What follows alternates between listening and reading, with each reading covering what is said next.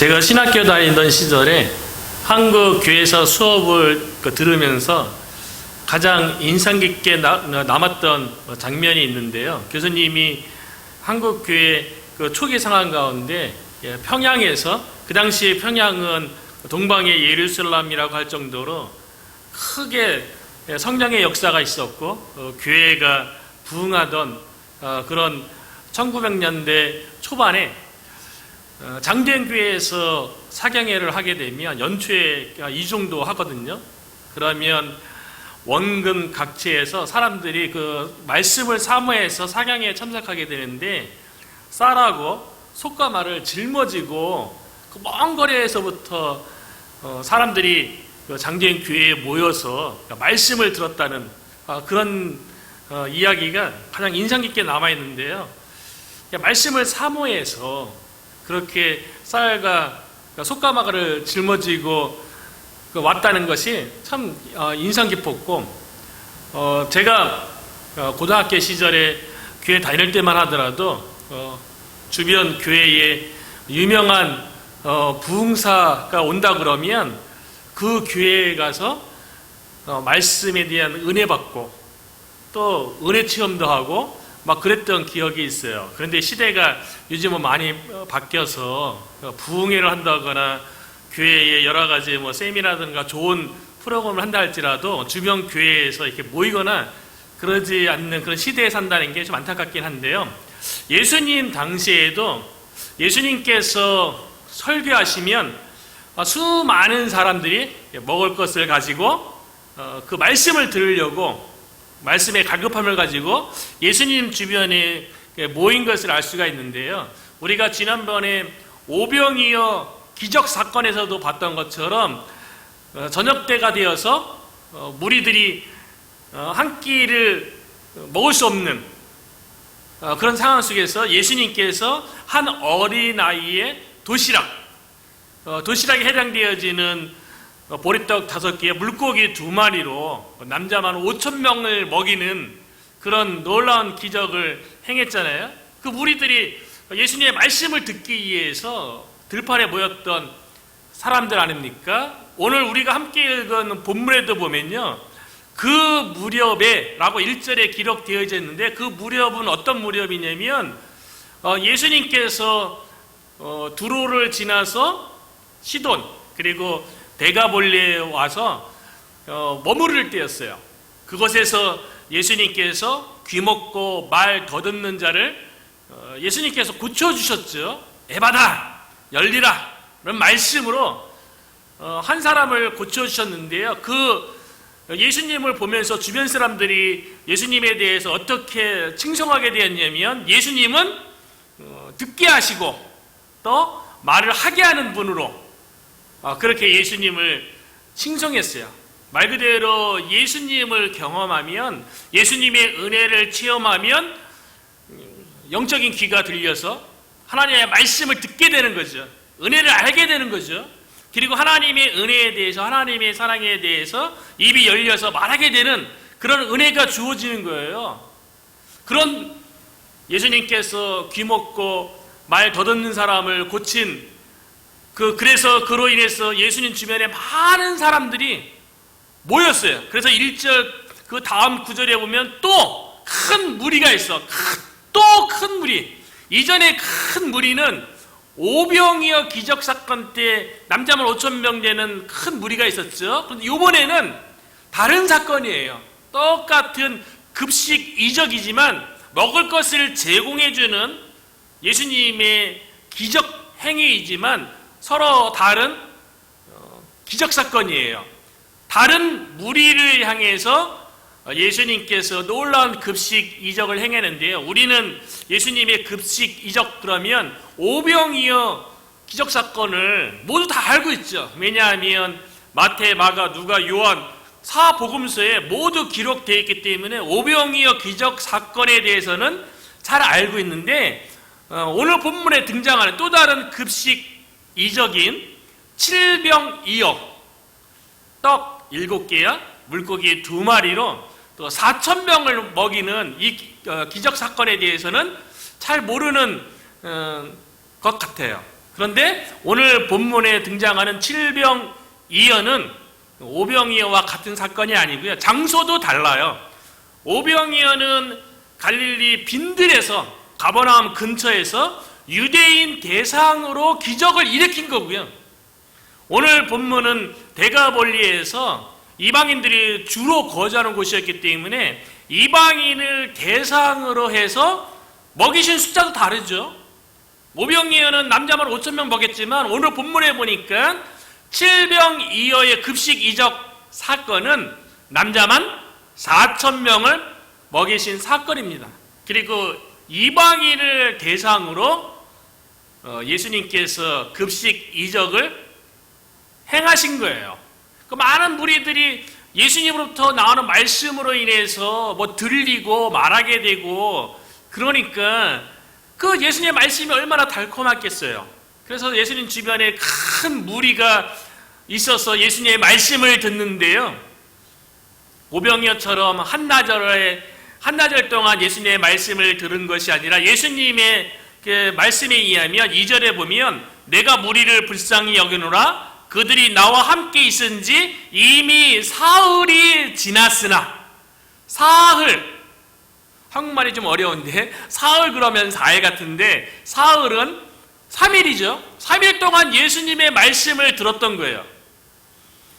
예수님의 말씀이 너무나도 달콤하고 예수님의 말씀 자체가 하나님의 말씀이기 때문에 큰 은혜가 되었겠죠. 큰 능력이 되었겠죠. 그래서 말씀을 계속 듣다 보니까 예수님과 함께 사흘, 3일 동안 있었던 거예요. 그동안에 이제 그 말씀을 삼하는 마음으로 서두에 제가 얘기했던 것처럼 아마 도시락을 싸갖고 한 끼니 두 끼니, 사흘이면 9끼니예요.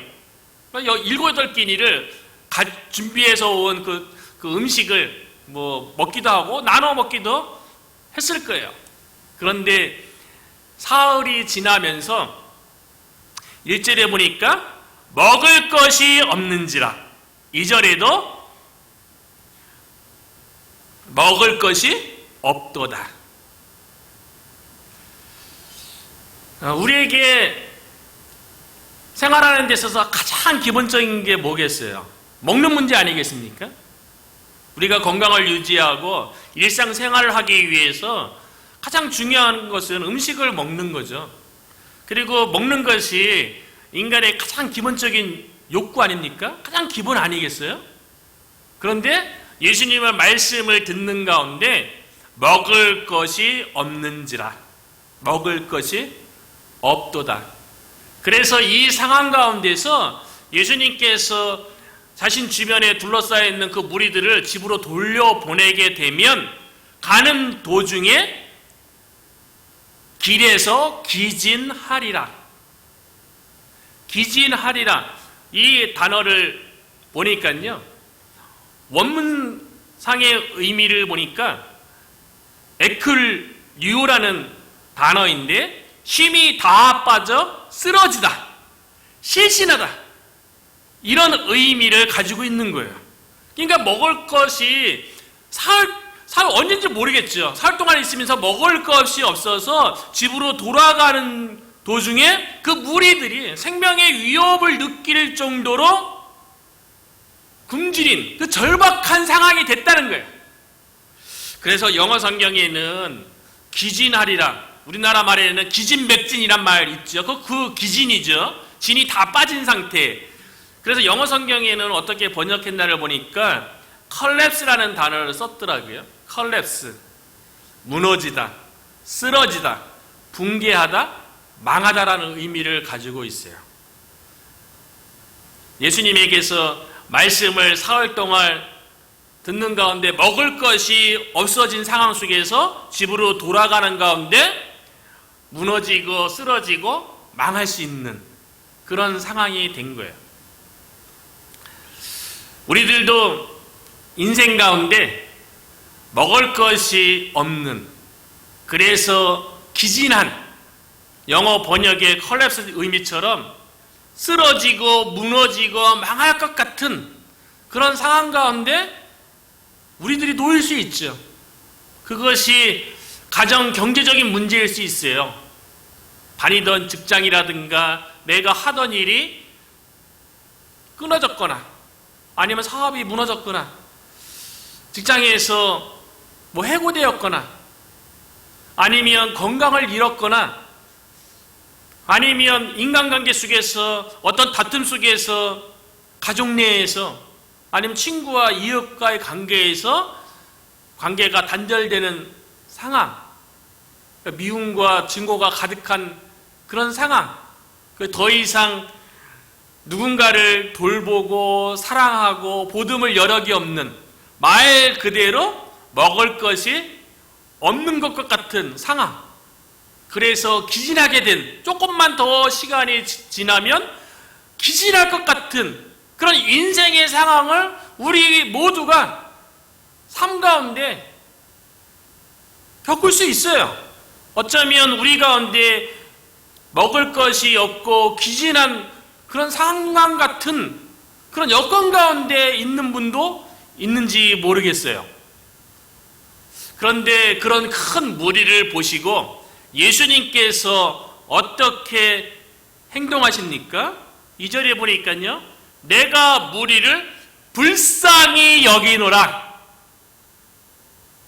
예수님께서요, 예수님 주변에 있었던 먹을 것이 없고 기진할 것 같은 그 무리들을 향해서 예수님께서 불쌍히 여기셨대요.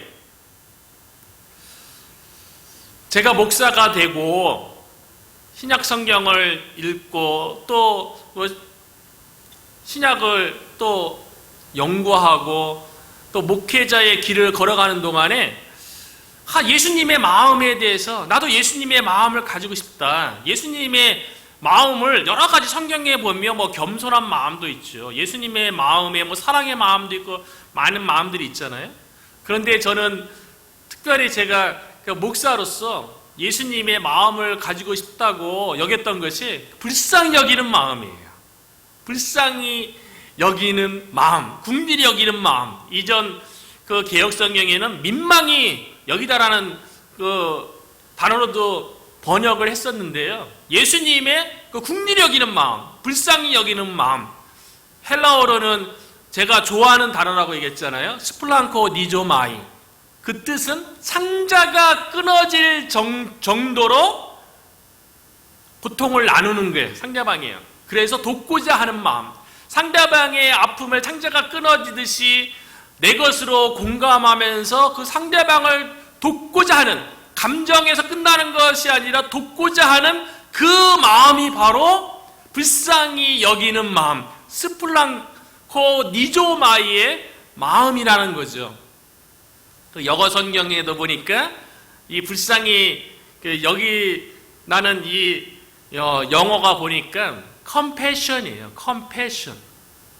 한국에 compassion이라는 뭐 선교 단체도 있지 않습니까? 아프리카나 가난한 나라의 어린 아이들을 돕는 뭐 자매 결혼을 맺거나 아니야 이방 관계를 맺어서 정기적으로 후원을 해주고 먹을 것을 제공해주고 교육을 제공해주는 그 컴패션, 그 컴패션이요, 컴이라는 접두사하고 패션이라는 단어가 합쳐져서 만들어진 단어 아닙니까? 컴, 투게더라는 의미고요. 패션이라는 단어의 의미는 고통이에요. 컴패션은 고통을 함께 하는, 고통을 함께 나누는, 그래서 돕는, 그래서 컴패션 선교단체가 단지 불쌍히 여기는 것이 아니라 가난한 그 어린이들을 후원하고 돕는 데까지 나가는 그 마음이 컴패션의 마음인 거죠. 그래서 그 선한 사마리아인의 비유를 보게 되면 예수님께서 어떤 율법서가 요구한 누가 우리의 이웃입니까? 라는 답변에 예루살렘에서 여리고로 내려가던 어떤 사람이 강도를 만났어요. 거반 죽게 되었어요. 그러니까 피를 흘리고 몸이 막 찢기고 길바닥에 쓰러져 있었던 거죠. 그런데 제사장이 지나가다 그 사람을 보고 거의 죽어 있는 것 같은 모습을 보이니까 혹여나 시체일까 하고, 율법에는 시체를 가까이 하지 말라, 그래서 부정해지지 말라라고 얘기하니까 제사장은 그냥 지나가요. 레위인도 똑같은 이유로 지나가요. 그런데 사마리아인은 어땠습니까? 거반 죽게 된 그 강도 만난 그 사람을 보고 불쌍히 여기는 마음, 그 맞아서 죽어가는 그 사람, 그 고통을 나의 고통으로 느끼면서 그 사람을 도와주는 거죠. 자기가 가지고 있는 것을 가지고 그 강도 만난 자를 치료하고요. 그리고 여관에 맡겨서 돌보게 하고. 본인은 여행이라는 목적이 있었잖아요. 그 사람은 아는 것도 아니잖아요. 그리고 사마리아는 자기의 갈 길이 있었잖아요. 그럼에도 불구하고 불쌍히 여기는 마음, 강도 만난 자를 그 고통을 함께 나누면서 실질적으로 돕는 그 마음이 불쌍히 여기는 마음이에요. 예수님께서 불쌍히 여기는 마음을 가지고 제자들에게 가지고 있는 떡이 몇 개냐라고 그렇게 물어보셨죠. 그랬더니 제자들이 떡 7개니이다. 그 떡을 가지고 예수님께서 하늘을 향해서 축사하시는 거예요. 왜요? 그 떡이 하나님으로부터 주어졌다는 거예요. 우리에게 주어지는 모든 음식, 우리의 생명을 유지시켜주는 그 모든 근원이 하나님이라는 거예요. 예수님께서 무리 앞에서 축사하는 걸 통해서 그 7개의 떡을 통해서, 그리고 제자들이 가져온 2마리의 물고기를 통해서 4,000명을 먹이신 그 이 급식, 이적, 이 모든 것이 하나님으로부터 주어졌다는 거예요. 우리들도 마찬가지죠. 우리의 삶 가운데 내가 열심히 노력하고 내가 열심히 노력해서 뭔가를 성취하고 이루고 얻어진 것이 아니라 하나님께서 우리에게 은혜를 베풀어 주셔서 우리에게 모든 것이 주어진 줄로 믿습니다. 예수님께서 큰 무리를 불쌍히 여기셔서 먹을 것이 없고 집으로 돌아가는 가정 가운데 기진할 것 같은 그 무리들을 먹이셨어요. 마찬가지로요, 우리의 인생 가운데 먹을 것이 없는, 먹을 것이 다 떨어진, 그래서 언제 무너지고 언제 실족하고 언제 망할지도 모를 것 같은 그런 상황과 여건에 우리가 놓여 있다면요, 그 불쌍히 여기는 긍휼하심이 많은 그 예수님께 나아가야 된다는 거예요. 요즘 새벽마다 시편 말씀 읽고 우리가 기도하지 않습니까? 그리고 집에서도 요즘 시편을 즐겨 읽고 묵상하는데요, 시편의 많은 저자들이 하나님 앞에 기도할 때 보니까요, 가장 많이 기도하는 기도 제목이요, 하나님의 긍휼하심을 구하는 거더라고요. 왜냐하면 하나님은 긍휼이 많으신 분이세요. 그래서 시편 저자들이 힘들고 어렵고 고난과 역경 가운데 있을 때마다 자신의 문제를 구체적으로 하나님 앞에 이렇게 해주세요, 저렇게 해주세요, 그렇게 구하기보다는 긍휼이 많으신 하나님 앞에서 하나님, 저를 불쌍히 여겨주십시오, 저를 긍휼히 여겨주십시오 라고 기도하는 장면을 너무 자주 보게 되는 거예요. 그래서 시편 25편 6절에 보니까요, 여호와여 주의 긍휼하심과 인자하심이 영원부터 있었사오니, 시편 103편 8절에도 보니까요, 여호와는 긍휼이 많으시니, 여호와 하나님은 긍휼이 많으신 분이에요. 그 여호와 하나님이 육신을 입고 오신 분이 예수 그리스도이십니다. 그렇기 때문에 예수님에게 긍휼이 많으신 거예요. 시편 6편 2절에 보니까요, 그래서 기도하기를요, 여호와여 내가 수척하였사오니, 시편 저자가 뭐 때문에 삶의 근심과 어려움 때문에 얼굴이 수척했는지 모르겠어요.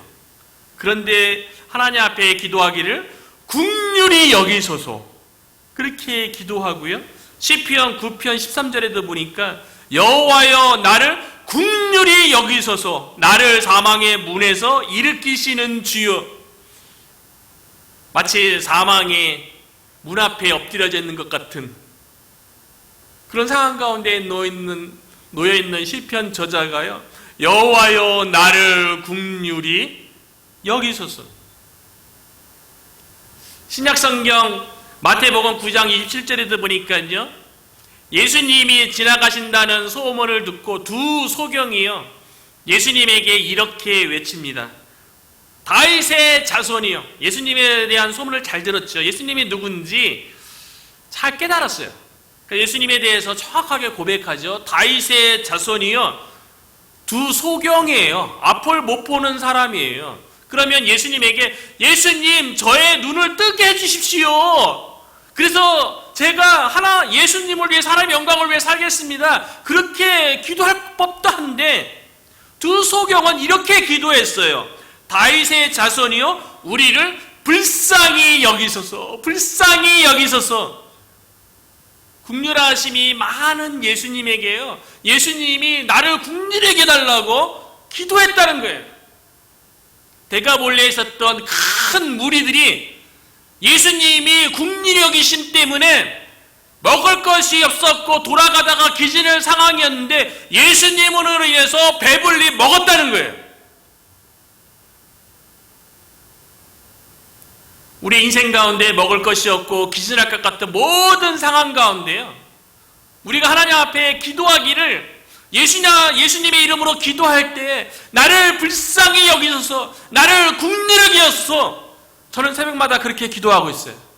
하나님, 내가 할 수 있는 게 아무것도 없습니다. 저에겐 능력도 없고요, 저에게는 지혜도 없고요, 저 개인적인 문제, 가정의 문제, 자녀 문제, 교회 문제, 제가 할 수 있는 게 아무것도 없어요.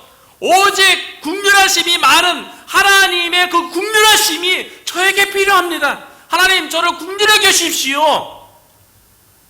그렇게 새벽마다 기도할 수밖에 없는 것 같아요. 저와 여러분이 긍휼이 많으신 예수님 앞에 우리의 모든 문제, 고난을 가지고 나아가기를 주님의 이름으로 축복합니다. 예수님께서 큰 무리를 불쌍히 여기셔서 먹을 것이 없었고 집으로 돌아가는 가운데 기진할 것 같은 그 사람들을 배불리 먹였는데요, 8절에 보니까 배불리 먹고 남은 조각 7 강주리를 거두었으며, 예수님께서 불쌍히 여기시면 그 불쌍히 여기심이 차고 넘치는 은혜인 줄로 믿습니다. 큰 무리를 예수님께서 불쌍히 여겼더니 배불리 먹고 그것으로 끝나는 것이 아니라 차고 넘침이 있었어요. 남았어요. 남은 조각 7 강주리를 거두었으며.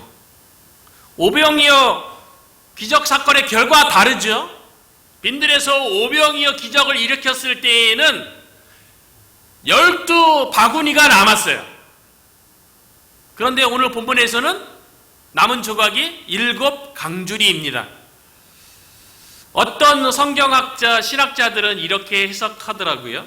오병이어는 빈들에서 유대인 대상으로 급식 이적을 일으켰기 때문에 남은 12 바구니가 구약의 12지파, 신약의 12 제자, 이렇게 상징을 해서 예수님으로 인한 구원의 풍성함, 10이라는 숫자가 완전수 아니겠어요?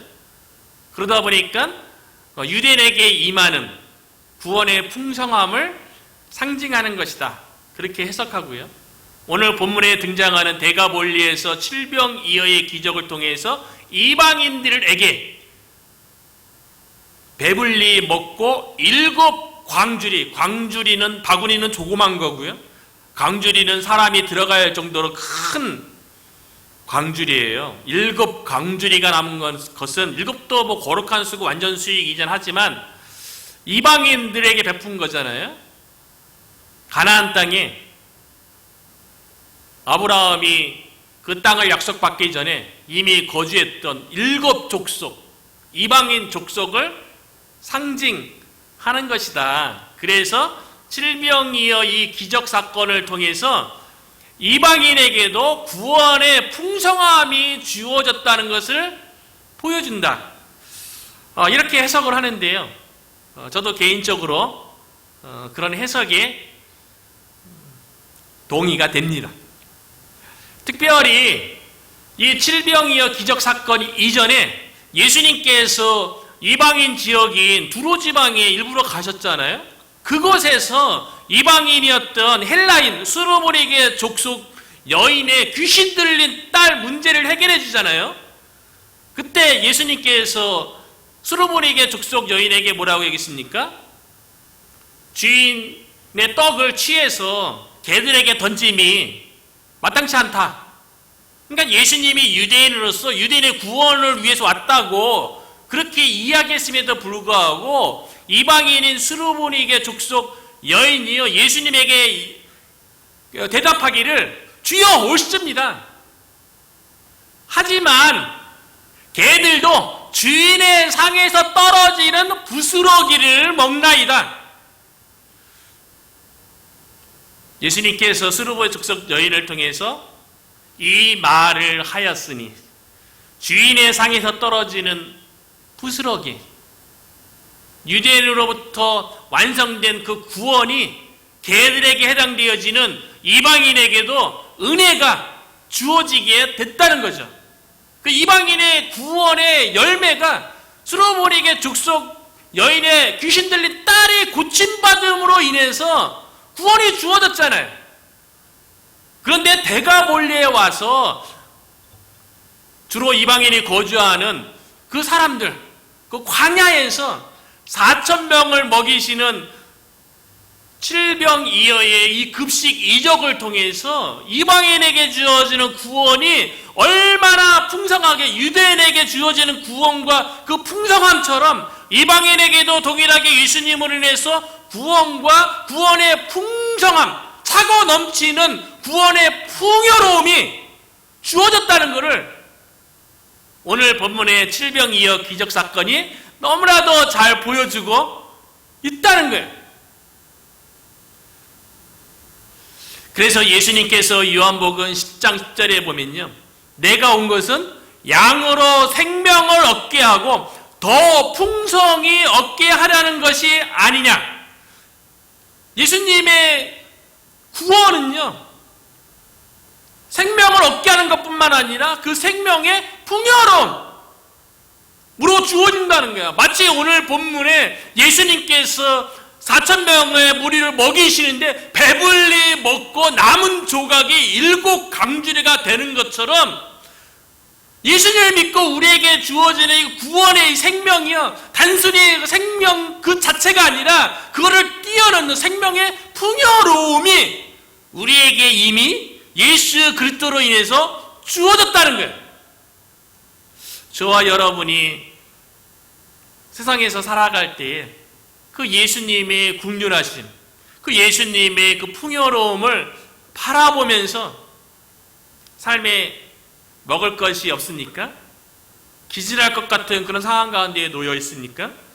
예수님의 국률하심, 불쌍히 여기심을 구하여서 예수님으로 인해서 배불리 먹고 남는, 예수님으로 인해서 구원을 경험하고 그 구원의 풍성함을 누리는 저와 여러분이 되시기를 주님의 이름으로 축원합니다.